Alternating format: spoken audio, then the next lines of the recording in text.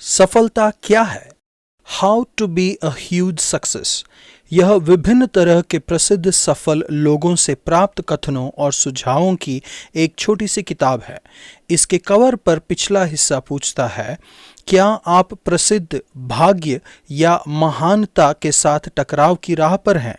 हमारे समाज में अक्सर सफलता का पीछा इसी तरह से किया जाता है। शायद इसके नकारात्मक अर्थ की वजह से कभी कभी चर्चा में हम सफलता शब्द से थोड़ा चौकन्ने हो जाते हैं। हालांकि बाइबल में सफलता शब्द बुरा नहीं है। यह हमारे आज के पुराने नियम के पद्यांश में लगभग 5 बार आया है और हर बार बहुत ही सकारात्मक रूप में। सफलता प्रभु की ओर से आशीष है। सफलता एक अच्छी बात है। फिर भी यीशु की सेवकाई और बाइबल का संदेश सफलता को फिर से परिभाषित करता है। भजन संहिता 8:1-9 तक। परमेश्वर की सृष्टि की सफलता के लिए उनकी स्तुति करें। हमारी आकाशगंगा में हमारे सूर्य की तरह शायद 100 अरब तारे हैं। हमारी आकाशगंगा 100 आकाशगंगाओं में से एक है। जब हम सृष्टि की विशालता पर विचार करते हैं तो मनुष्य को छोटा और महत्वहीन महसूस करना आसान होता है। दाऊद इस भजन की शुरुआत और अंत परमेश्वर की रचना की सफलता के लिए उनकी आराधना करते हुए करता है। जब रात में आकाश को ताकता है, शायद उन रातों को याद करते हुए जब वह चरवाहा लड़का था, दाऊद कहते हैं, जब मैं आकाश को जो तेरे हाथ का कार्य है, चंद्रमा और तारागण को जो तूने नियुक्त किए हैं देखता हूं, तो फिर मनुष्य क्या है कि तू उसका स्मरण रखे और आदमी क्या है कि तू उसकी सुधि ले। दाऊद उस सच्चाई की तारीफ करता है कि मनुष्य परमेश्वर की श्रेष्ठ रचना है, एक श्रेष्ठ कृति जिसे उनके स्वरूप में बनाया गया है। परमेश्वर आपसे सिर्फ प्रेम नहीं करते और आपका ख्याल ही नहीं रखते, बल्कि उन्होंने आपको असाधारण अधिकारी भी बनाया है। तूने उसको परमेश्वर से थोड़ा ही कम बनाया है और महिमा और प्रताप का मुकुट उसके सिर पर रखा है। तूने उसे अपने हाथों के कार्यों पर प्रभुता दी है। तूने उसके पांव तले सब कुछ कर दिया है। परमेश्वर ने जो भी बनाया है उसका अधिकारी हमें बनाया है। यह जानने के बाद मसीही लोगों को सुरक्षा, संरक्षण और परमेश्वर की अद्भुत रचना की देखभाल करने के लिए सबसे आगे रहना चाहिए। अवश्य ही हम पतित पापी मनुष्य हैं और हमने सृष्टि पर प्रभुता करने की परमेश्वर की मूल योजना बिगाड़ दी है। फिर भी नए नियम में हम इन वचनों को भी देखते हैं जो सीधे यीशु पर लागू होते हैं। इब्रानियों 2:8। मसीह में सृष्टि फिर से नई होगी। इफिसियों 1:19-23, 2:5 और 6। और एक दिन यह पूरी होगी और हम सब कुछ उनके चरणों में देखेंगे। 1 कुरिन्थियों 15:24-26। प्रभु, जब मैं आपकी रचना की विशालता, सुंदरता और सफलता को देखता हूं तो मैं आपकी स्तुति और आराधना करने लगता हूं। हे हमारे प्रभु, तेरा नाम सारी पृथ्वी पर क्या ही प्रतापमय है।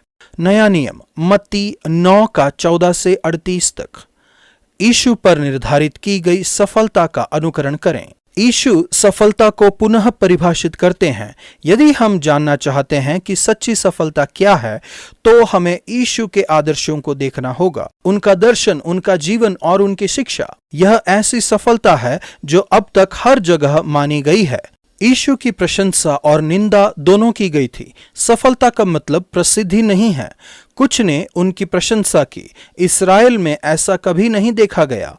अन्य लोगों ने उनसे नफरत की। फरीसियों ने कहा, यह तो दुष्टात्माओं के सरदार की सहायता से दुष्टात्मा को निकालता है।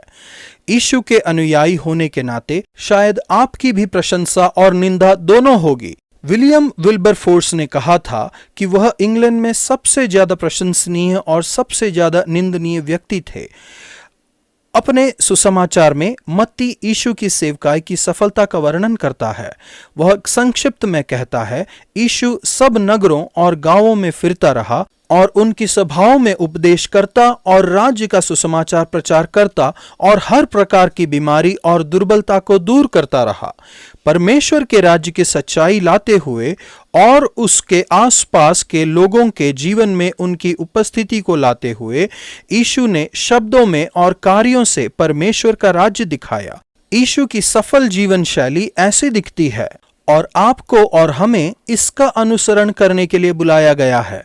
सफल जीवन शैली पाने के लिए आपको 12 शिष्यों की तरह अपना जीवन यीशु के लिए तैयार करना है और उनके दर्शन को बांटना है। नंबर 1, जरूरत अत्यंत महत्वपूर्ण है। यीशु ने देखा कि वे उन भेड़ों की नाई जिनका कोई रखवाला ना हो, व्याकुल और भटकते हुए से थे। आज हम लाखों लोगों को देखते हैं जो यीशु को नहीं जानते और आत्मिक रूप से भटकते हुए हैं। इनके अलावा हम लाखों लोगों को देखते हैं जो भूखे, बेघर और लाइलाज बीमारी से त्रस्त हैं, बल्कि उन्हें मूलभूत शिक्षा भी नहीं मिलती है। नंबर 2, प्रेम करना उद्देश्य है। यीशु को तरस आया। ग्रीक भाषा में प्रेम के लिए यह सबसे शक्तिशाली शब्द है, जो कि ग्रीक शब्द गट्स, दुखी से निकलता है। इसे सिर्फ यीशु पर प्रयोग किया गया है। इसका अनुवाद इस तरह से भी किया जा सकता है, वह अत्यंत दुखी हुए, उनका दिल टूट गया। यीशु को महत्व या सफलता की और सांसारिक वर्गों की कोई परवाह नहीं थी। यहाँ हम उन्हें 2 अलग वर्गों के लोगों की मदद करते हुए देखते हैं, एक महत्वपूर्ण शासक और एक स्त्री जिसे रक्तस्राव की बीमारी ने अशुद्ध बना दिया था और समाज से अलग कर दिया था। फिर भी यीशु ने उन दोनों पर अपनी करुणा दिखाई। नंबर 3, ट्रिगर प्रार्थना है। यीशु ने अपने शिष्यों से कहा, परमेश्वर से विनती करो कि वह अपने खेत काटने के लिए मजदूर भेज दें और ज्यादा लोगों के लिए प्रार्थना करो जो यीशु का अनुसरण करें और फसल को काटें। नंबर 4, योग्यता विशाल है। यीशु ने कहा, खेत तो बहुत हैं। यीशु ने दिखाया कि सफलता कैसी दिखती है। राज्य की घोषणा और इसका प्रदर्शन करते हुए यह इतिहास की नई शुरुआत है और अब वह आपको अपने आदर्श का अनुसरण करने के लिए बुला रहे हैं, उनके मिशन को बांटने के लिए और इसकी पहुंच को विस्तार करने के लिए। प्रभु, हमारी दुनिया में बहुत ज्यादा जरूरत है, फिर भी ऐसा लगता है कि मजदूर कम हैं। मैं प्रार्थना करता हूं कि आप और ज्यादा मजदूरों को खड़ा करें और उन्हें खेत में भेजें और दुनिया को बदल दें। पुराना नियम, उत्पत्ति 24:1-67। मार्गदर्शन में सफलता के लिए प्रार्थना करें। अब्राहम का सेवक सफलता के लिए प्रार्थना करने के लिए घबराया नहीं था।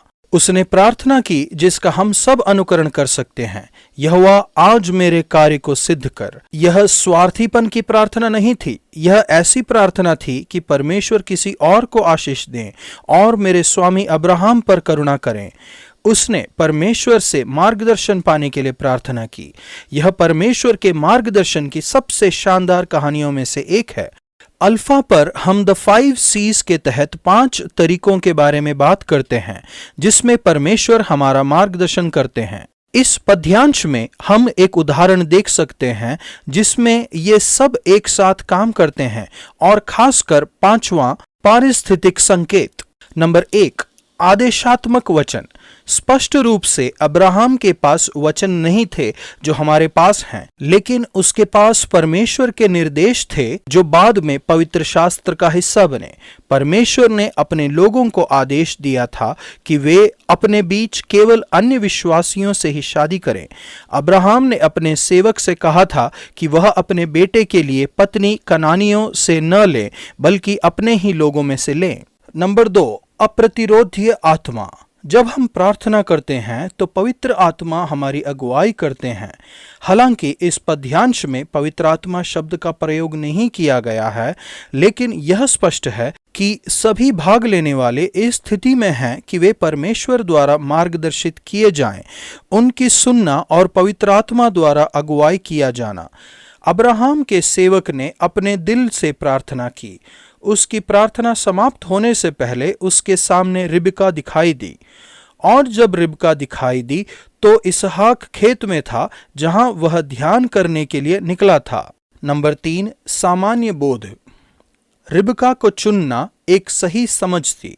वह स्पष्ट रूप से इसहाक के लिए उपयुक्त थी। ऐसा था कि वह बहुत ही सुंदर थी और वह कुंवारी भी थी और उसने किसी पुरुष का मुंह न देखा था। सबसे महत्वपूर्ण, वह बहुत ही दयालु कृपालु और अच्छी थी। पानी पिलाने के निवेदन के लिए उसकी तुरंत प्रतिक्रिया केवल उसे ही पिलाना नहीं था, बल्कि यह कहना भी था कि मैं तेरे ऊंटों के लिए भी तब तक पानी भर लाऊंगी जब तक वे पी न चुकें। नंबर 4, संतों का परामर्श। परमेश्वर का एक तरीका जिसमें वह मार्गदर्शन करते हैं वह है दैवीय सलाह। यहाँ संत का उपयोग नए नियम के अर्थ में परमेश्वर के सभी लोगों का उल्लेख करने के लिए किया गया है। हालांकि इसहाक और रिबका की शादी आधुनिक पश्चिमी विवाह से बहुत ही अलग थी। उनमें समझौते के बहुत बड़े तत्व शामिल थे, पर उनमें पसंद का तत्व भी शामिल था। क्या तू इस मनुष्य के संग जाएगी? उसने कहा, हाँ, मैं जाऊंगी। इसहाक ने उससे शादी करने का फैसला किया और उससे प्रेम किया। वे लोग संतों की सलाह का अनुकरण कर रहे थे, इस भावना से कि उनके आसपास के लोग, खासकर उनके माता पिता, इसे मान्य करें। यह परमेश्वर से है। नंबर 5, पारिस्थितिक संकेत। यह बाइबल में सबसे स्पष्ट मामला है जिसमें परमेश्वर पारिस्थितिक संकेतों द्वारा मार्गदर्शन करते हैं। सेवक ने चिन्ह पूछा और उसे बिल्कुल वही बताया गया जो उसने पूछा था। फिर भी जैसा कि हमने देखा, यह संकेत आकस्मिक नहीं था। यह रिबका के स्वभाव की परीक्षा थी जिसे उसने पूरा किया। परमेश्वर द्वारा मार्गदर्शित होने के परिणाम स्वरूप उनकी मुलाकात महान रूप से सफल ही नहीं हुई, बल्कि इससे ज्यादा उनका विवाह भी सफल रहा। प्रभु, मैं प्रार्थना करता हूं कि आप हमारे समाज में और चर्च में सफलतापूर्ण मार्गदर्शन के उदाहरणों को अद्भुत रीति से बढ़ाएं। ज्यादा से ज्यादा पति पत्नी के उदाहरण सामने आएं जो यह कह सकें कि यह परमेश्वर की ओर से है।